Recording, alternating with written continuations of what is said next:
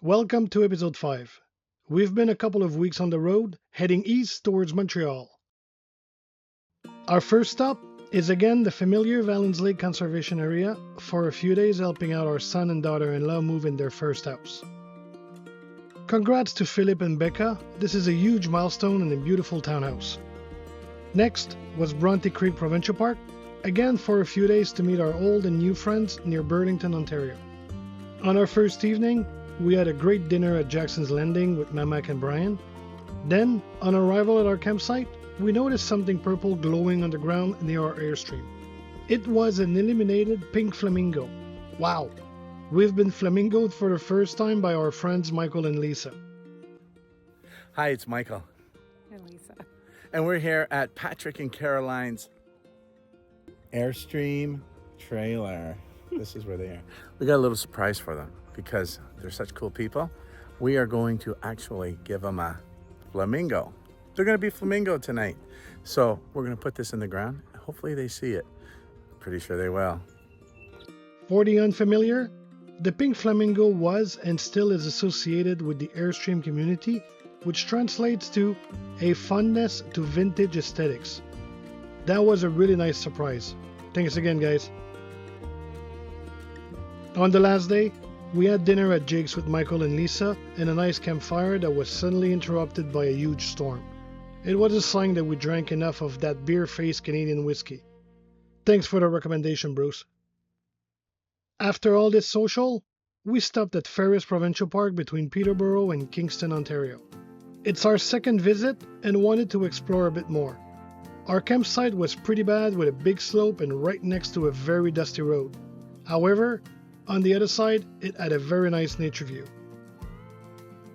We hiked the 4 kilometers River Gorge and Randy Falls trails, which are adjacent to the Trent River, and extended it to walk along the Trent-Severn waterway, National Historic Site, and coming back via a metal suspended bridge over the Randy Gorge, making a loop of near 11 kilometers.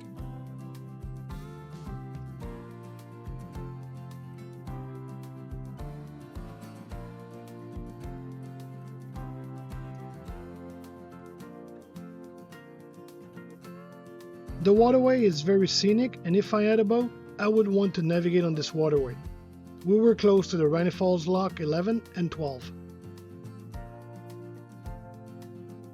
Inside the park, there is a stretch of a restored dry stone wall from the 1800s, which was built and maintained by a Scottish caretaker working for James Marshall Ferris I.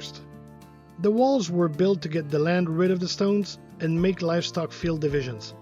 This was very impressive, but must have been tedious as hell.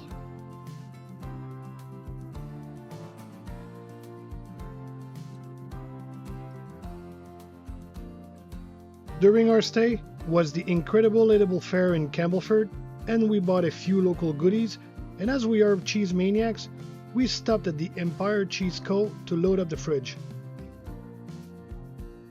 Next stop on our itinerary, Rideau River Provincial Park, our first time visiting.